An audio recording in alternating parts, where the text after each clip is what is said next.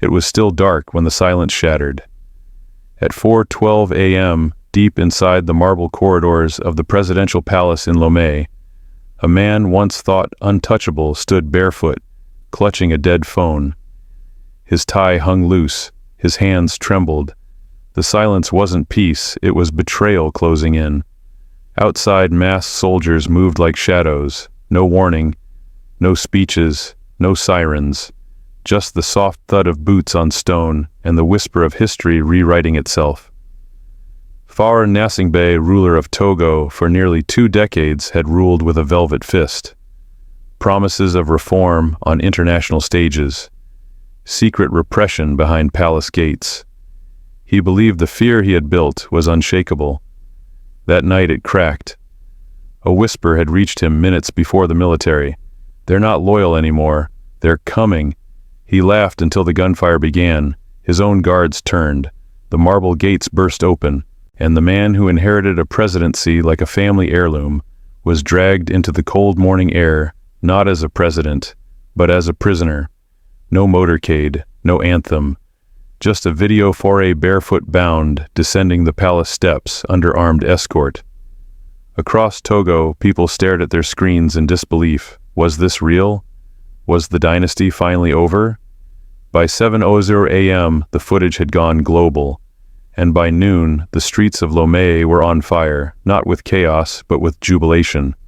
Drums pounded, flags rose. A child no older than 10 waved a makeshift banner with one word scrawled in charcoal: free. This was no military coup for power. This was a reckoning decades in the making, and it began not with a revolution in the streets, but with a quiet moment in a dark room where a man once feared by millions finally heard the one sound that had never reached him before, the sound of his people rising. Togo's revolution didn't erupt overnight. It was the result of decades of silent frustration, anger that fermented beneath a tightly sealed lid of fear and repression. At the center of it all was a dynasty that refused to let go.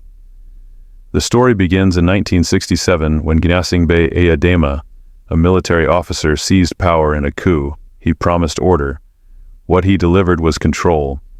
For 38 years, Eyadema ruled Togo with an iron grip, surviving multiple assassination attempts and winning elections with laughable margins, often above 95%. Political opponents disappeared. Dissenters were jailed. The media became a mouthpiece. The people whispered instead of speaking. Fear wasn't just a byproduct of power, it was policy. When Eyadema died in 2005, Togo faced a crossroads. Instead of a national transition, there was a coronation. The military swiftly installed his son, FAURE GNASSINGBÉ, as president, bypassing constitutional processes. Within hours of his father's death, the republic looked more like a monarchy. At first, FAURE appeared different. He spoke the language of the international community: reform, development, modernization. He wore Western suits, hosted conferences, and smiled at cameras. For a moment, hope flickered. But behind the carefully crafted image, the system remained unchanged. Protests were crushed. Journalists were harassed. The Constitution was rewritten to extend presidential terms. FAURE didn't just inherit power, he fortified it. For the older generation, it was a continuation of trauma. But for the youth, those born after 1990, it was betrayal. They had grown up in the digital age, exposed to ideas, revolutions, and role models, far beyond Togo's borders. They watched leaders fall in Mali and Burkina Faso.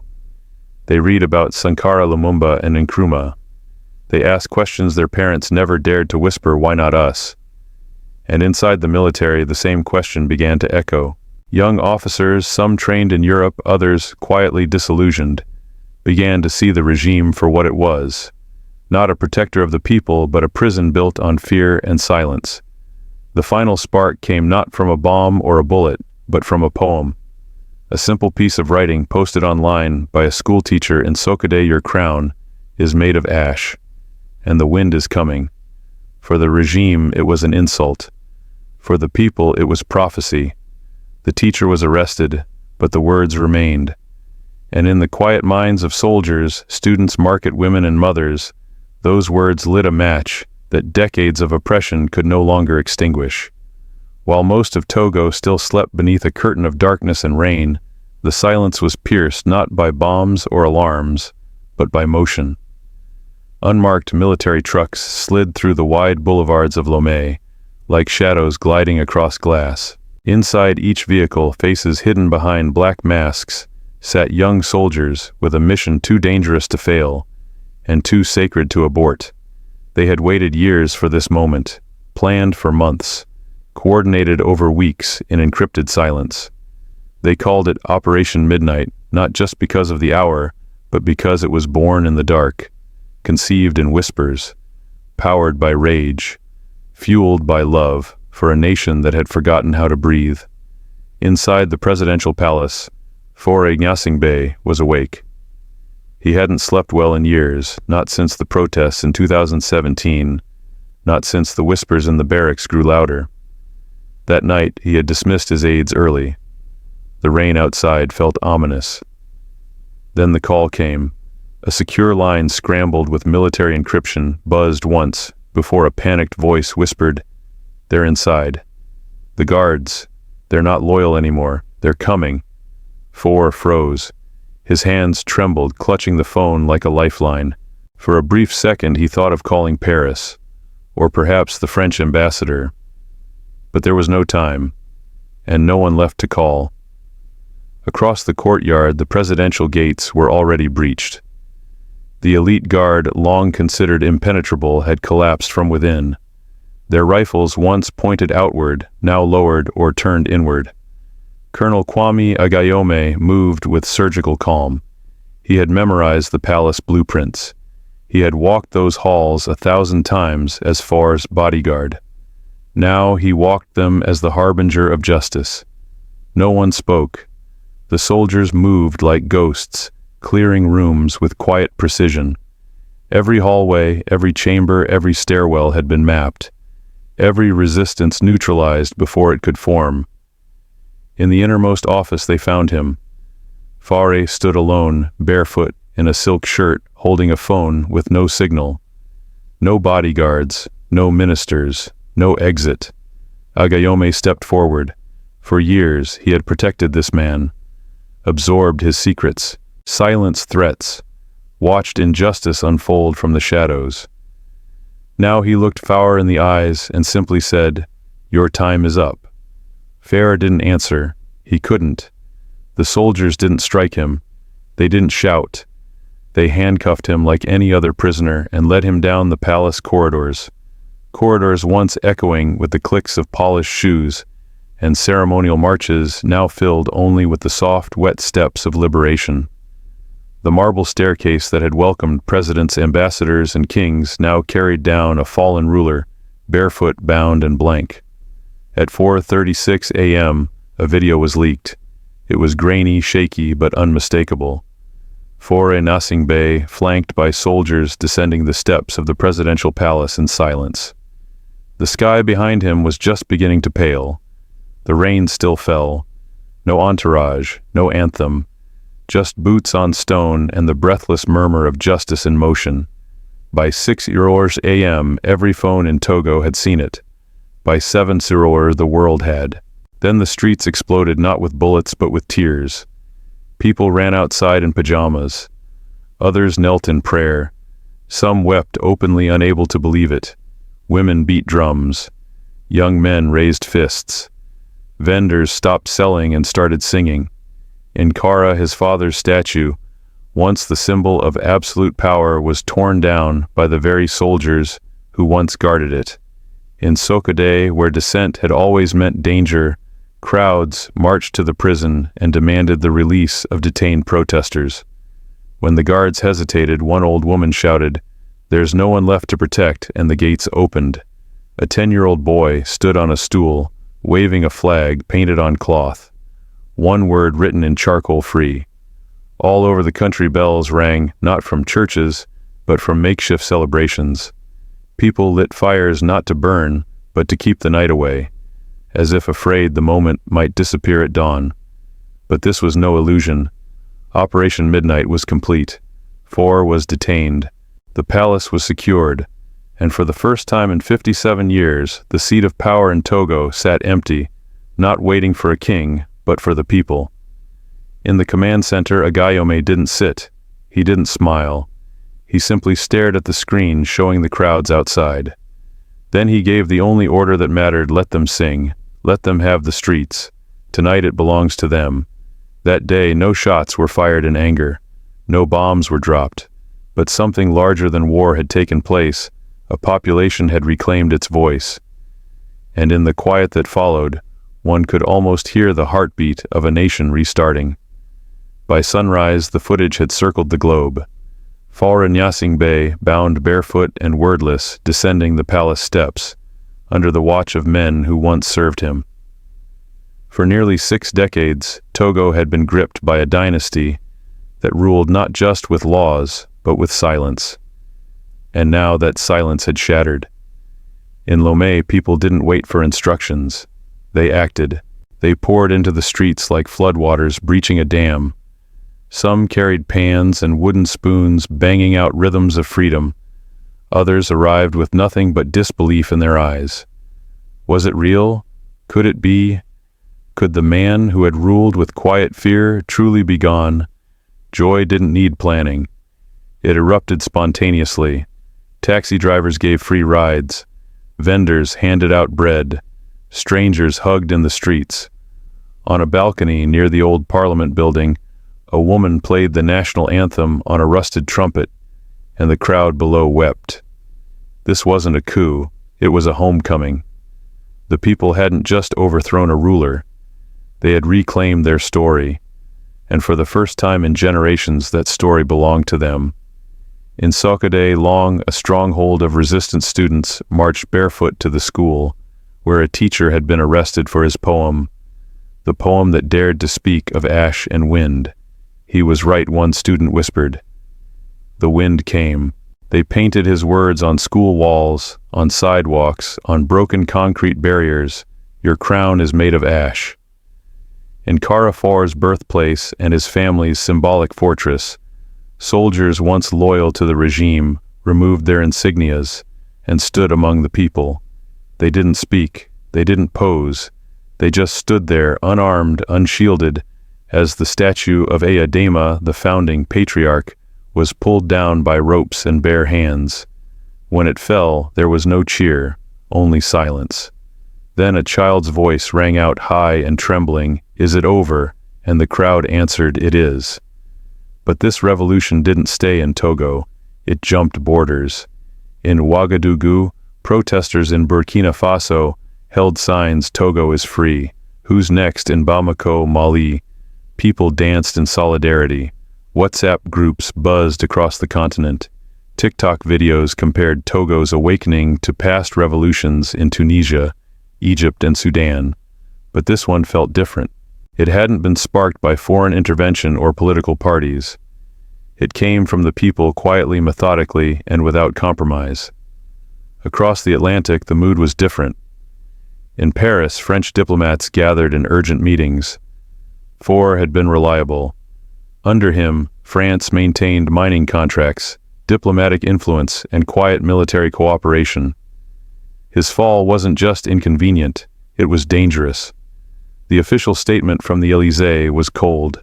We urge the return to constitutional order. No condemnation of FAURE's excesses. No recognition of the people's demands. Just a muted plea to restore the old game. In Washington, the State Department took hours to respond.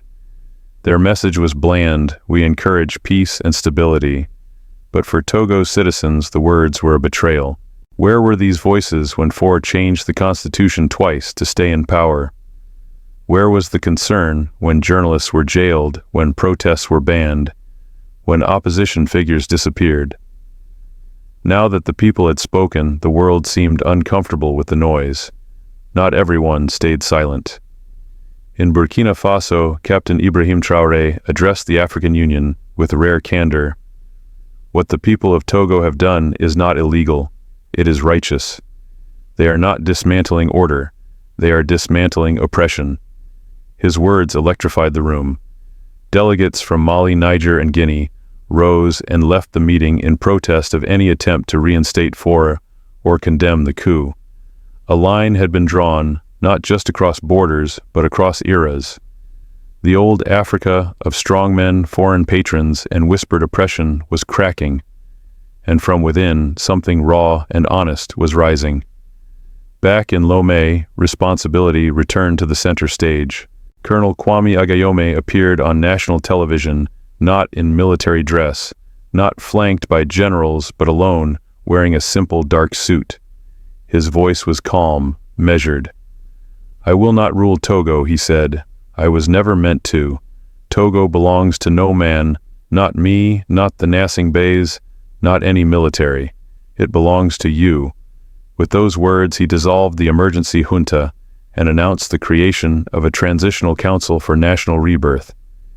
Its members students, civil servants, military officers, religious leaders, women's activists. Their mandate: hold free and fair elections within 6 months. Rewrite the constitution to ban dynastic rule and term extensions. Investigate crimes committed under the old regime through an independent truth and reconciliation process. Broadcast all council meetings live so power would never again operate in shadows. Skepticism was natural. Many had seen revolutions replaced by new tyrannies, but something in Agayome's stillness, his refusal to crown himself, felt different. On day 3 of the transition, the first council meeting was streamed live. Thousands tuned in. Some watched from coffee shops, others from classrooms. The internet slowed as the nation logged on to witness something it had never seen: power speaking plainly and the people listening freely. Schools reopened. Exiles returned. A poet from Dapaong who had fled after criticizing the regime performed at a public square without police interference. The applause was long. The tears were real. Outside the city, in a village near Sokode, an old man who had survived 3 presidents and 2 coups told a journalist, "I never thought I'd live to see this. I only wish my brother were here." He died in 2005, shot by police at a protest. He would have smiled today. The journalist asked what changed. The man didn't hesitate. Someone, he said, finally said no, and this time they meant it. The fall of a dictator is never the end of a story. It is the beginning of the reckoning. In the days after FAURE Gnassingbé was removed from power, the streets of Togo were not filled with vengeance. They were filled with questions. What now? Who leads? Can justice truly exist where injustice had reigned for so long? The answer began not in the palace, but in a simple courtroom. It was modest white walls, wooden benches, a flag hanging slightly crooked behind the judge's chair. No grand stage, no choreographed display, just a room, a table, and the weight of a nation's history pressing down. FAURE entered quietly without the armor of office, no medals, no motorcade, no script. He wore a plain shirt, and for the first time in decades, his silence wasn't strategic, it was helpless. The charges were many: corruption, constitutional manipulation, suppression of dissent, election fraud, complicity in state violence.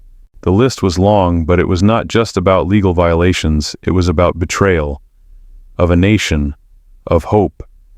Witnesses spoke not as enemies, but as survivors. A former finance minister admitted delivering briefcases of stolen aid to offshore accounts. "I knew," he said, "we all knew, but fear made us servants." A journalist blinded by a police beating told his story through a pre-recorded video. "They took my sight," he said, "but they didn't take my voice. And now I want him to hear it." A mother stepped forward holding a blood-stained school bag. "My daughter was 16, she said. She asked for books. They gave her bullets." Faure never wept, but he listened. When asked if he had anything to say, he rose, cleared his throat, and spoke one sentence: "Power is not what you hold. It is what holds you." It was not an apology, but it was a confession of how long he had been trapped in the throne he inherited. The court adjourned. The trial would continue in due process, but for the people the verdict was already written on walls, on banners, in the eyes of those who had waited their whole lives for this day. And while justice walked its path, the nation took a different one toward rebirth. The Transitional Council moved quickly, not with decrees but with dialogue. Every major decision was televised. Citizens could call in text or attend in person. Meetings were messy, emotional, sometimes chaotic, but they were real. Power had stopped hiding. Colonel Kwame Agayome, once the shadow behind the throne, now refused to sit in it. He declined every offer to run for office. "I led a coup," he said.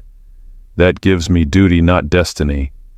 Instead, he handed the process to civilians. A council of youth leaders, women's groups, educators, former political prisoners. For the first time in modern Togo, no one on the leadership team had a private security detail. Schools reopened. Universities, long politicized and policed, brought back courses in history, ethics, and civic participation. Formerly exiled professors returned to lecture in full classrooms. Students read not just about Africa's past, but about Togo's present written in real time. Artists flooded the streets with new murals. One showed a girl holding a torn ballot with the caption, "Never Again." Another painted the broken statue of Eyadema beneath a tree growing from its cracks. Elections were announced. Not with pomp, but with clarity. Every candidate would receive equal airtime, equal funding, equal chance. No dynasties, no uniforms, no generals.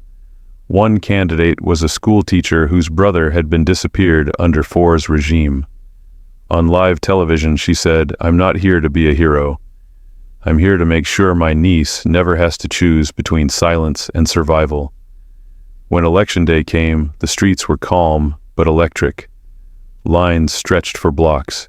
Some waited 4, 5, 6 hours just to vote. No one left. Not even when it rained. A boy handed out bread to voters.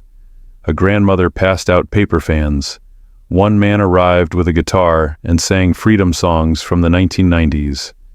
"We dreamed this day," he said. "Now we're singing it." The vote was clean, verified, celebrated. No one needed to tell the people who had won they had all won. The new president, a former activist, gave her victory speech in the public square, not behind a podium. She stood among the people and said, "We are not starting over. We are continuing." And this time we walked together. But even as Togo moved forward, it did not forget. The new government opened an independent Truth and Memory archive, a living museum of testimony documents, stories, and digital files. Students volunteered to help. Survivors contributed journals, letters, voice notes. A hallway in the archive displayed the faces of the disappeared. Another room played old state propaganda videos, followed by first-hand accounts of what really happened behind the camera. Togo didn't erase its past, it illuminated it. Colonel Agayome disappeared from the spotlight after the transition. He returned to his hometown, opened a farm, and refused interviews. When asked by a journalist why he stayed silent, he smiled and said, "My job was to break the lock. The door belongs to the people now." And the people did not waste it. They wrote new songs, passed new laws, told new stories. And in every classroom, one phrase was carved above the chalkboard: "Power must listen." Because in Togo, the people had learned the hard way, when it stops listening, it must be reminded who it serves.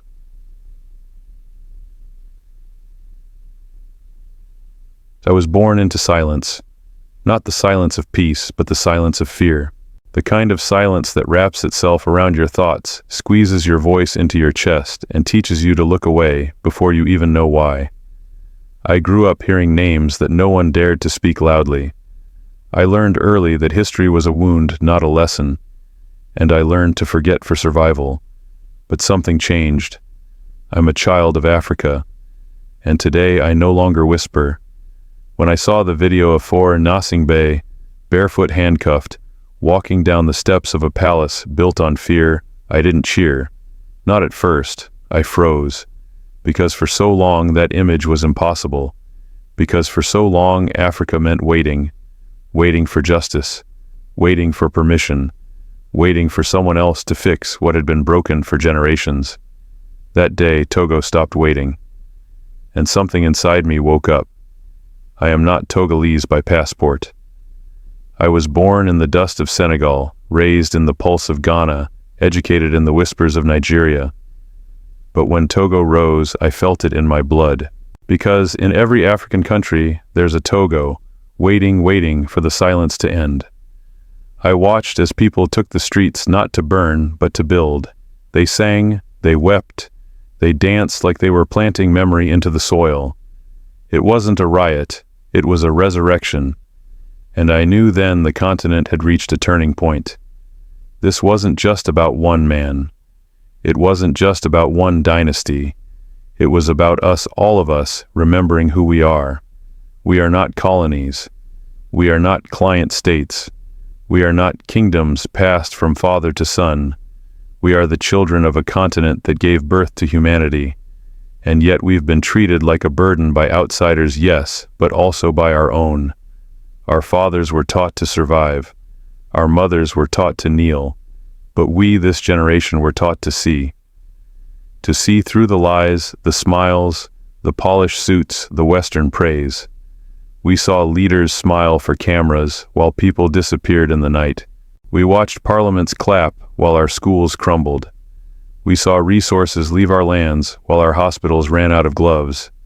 And we said enough. When FAURE fell, France went quiet. Of course they did.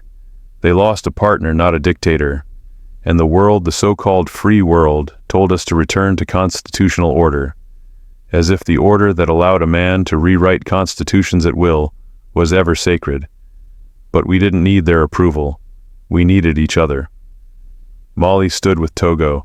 Burkina Faso saluted. Niger nodded in quiet solidarity. Across WhatsApp, threads across midnight conversations in student dorms and crowded taxis, we knew Africa was changing. And it wasn't happening through foreign aid or diplomacy or development conferences in Brussels.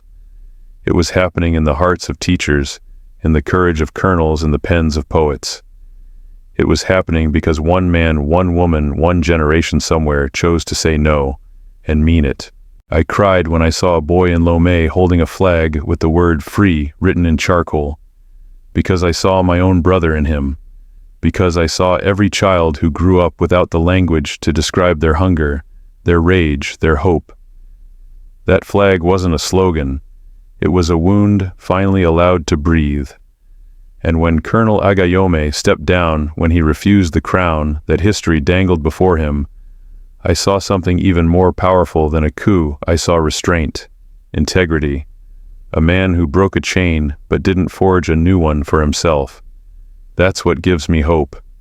Not just that a regime fell, but that no one rushed to replace it with their own shadow, that the people were given the mic, that the Constitution was rewritten not in French offices, but in public halls with real voices, real pain, and real dreams. I walk now with a different kind of pride, not the pride they sell in flags and slogans, but the pride of a continent remembering itself. The pride of a people who refuse to be lied to anymore. The pride of a young generation that does not bow. To be African is not to be patient forever. It is not to wait for freedom to be handed down like a donation. To be African is to remember that we are the source of rhythm, of resistance, of rebirth. We are no longer the continent of quiet. We are the storm that silence built. We are the answer to a question no one thought we would dare ask. What happens when Africa stands? The story of Togo's revolution is not just the fall of a dynasty. It is the rebirth of a civic consciousness. It is the reminder that history, when shaped by the people, and not merely written by victors, becomes a force of healing rather than humiliation. Togo teaches us that a nation is not made of marble palaces or televised ceremonies. It is made of voices, millions of them long silenced, but never extinguished. The first and most powerful lesson is this: silence can never be mistaken for peace. For too long, silence was weaponized in Togo, disguised as stability, applauded as progress. But beneath that silence lived generations of pain, betrayal, and longing. A leader may control the headlines, but he cannot contain the heartbeat of a people forever. When that silence breaks, it does not whisper, it roars. Second change does not always begin with violence. In the case of Togo, it began with a poem. Just 12 words. Your crown is made of ash, and the wind is coming proved more incendiary than any grenade. Ideas, especially honest ones, do not die when censored. They multiply. They ferment in prisons, echo through classrooms, and awaken in soldiers who once served in silence. This teaches us that resistance is not always loud or brutal. Sometimes it's quiet, patient, and surgical, like Operation Midnight. Third, there is a difference between overthrowing power and transforming power. Togo did not simply replace one strongman with another. Colonel Egayome, a figure once loyal to the regime, had every opportunity to claim the throne for himself. But instead of feeding history's hunger for another savior, he fed the people's hunger for dignity. He stepped aside, refused praise, and gave space to democracy. This singular act of restraint is perhaps the most revolutionary of all. Power that refuses to perpetuate itself is the rarest kind and the most transformative. The fourth lesson is generational. The fall of FAURE was not led by elites or foreign-funded organizations. It was driven by youth, by students who asked forbidden questions, by soldiers who remembered their oath to the people, by young boys holding flags with the word free written in charcoal. These are not just images, they are declarations. Africa's youngest generation is no longer content to inherit broken systems. They are writing their own terms, and they are not asking for permission. Another vital lesson lies in transparency. Togo's Transitional Council did not hide behind curtains or symbols. Every meeting was broadcast. Every voice mattered. Power was stripped of mystery. This is how trust is built, not through propaganda or slogans, but through presence. Citizens watched in real time as their nation began to learn how to speak again. The sight of a schoolteacher running for office or an exiled poet returning home to applause instead of arrest proved that change is not just possible, it is contagious. Moreover, Togo shows us that institutions matter, but only if they listen. The courts became not a stage for vengeance, but for truth. Witnesses spoke not to punish, but to reveal. Justice in this context was not about revenge, it was about recognition. And even Faure, stripped of his title, seemed to understand this. His simple sentence, "Power is not what you hold. It is what holds you," was not an excuse, but an indictment of the very system that raised him. There is also a geopolitical lesson. African sovereignty must never be conditional. The reaction from Paris and Washington was instructive. They did not mourn the end of dictatorship, they mourned the loss of convenience. This is why Togo's revolution mattered not just for itself, but for the continent. It was not about realigning alliances. It was about reminding the world that African voices do not need foreign validation. Sovereignty is not negotiable. It is earned and protected by the people who live it. Togo also teaches us the value of memory. In choosing not to erase its past, but to illuminate it through a truth and memory archive, the new government refused to repeat history's mistakes. A nation that hides its wounds cannot heal, but a nation that honors its scars openly, honestly builds resilience. Every testimony, every journal, every video clip in that archive ensures that future generations will know what silence costs. Finally, and perhaps most profoundly, Togo teaches us that freedom is not a destination, it is a discipline. Democracy is not a one-time act, it is a daily practice. Elections matter, but so do classrooms, street corners, and dinner tables. What happened in Togo will only endure if it is nurtured, questioned, and defended constantly. The people did not just choose a new government, they chose a new culture of accountability. This is the real revolution, and that is the lesson for the continent. Africa is not a continent of coups, it is a continent of awakenings. It is not a place of endless crises. It is a birthplace of solutions. The fall of FAURE GNASSINGBÉ was not just the end of one family's rule. It was the end of a spell, one that said the people must remain quiet, compliant, and grateful. Togo broke that spell, and the world should take note. The age of imposed silence is over. Across the continent, the wind is coming, in poems, in protests, in policy reforms, in classrooms and courtrooms, and yes, in palaces once thought eternal. Togo's people didn't just rise, they remembered who they were, and in doing so they reminded the rest of us.